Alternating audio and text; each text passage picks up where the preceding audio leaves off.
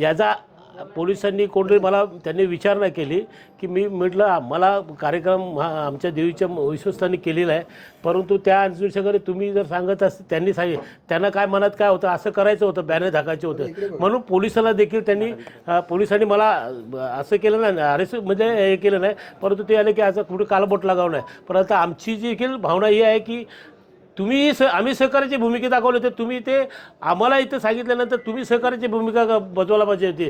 म्हणजे दबावाखाली ते बॅनर झापले झाले का, ह्याला आमचे कार्यकर्ते जुमानणार नाही. आणि हे असं कार्यक्रम होत नाही, विकास करायचा तर सर्व मिळून करायचं असते.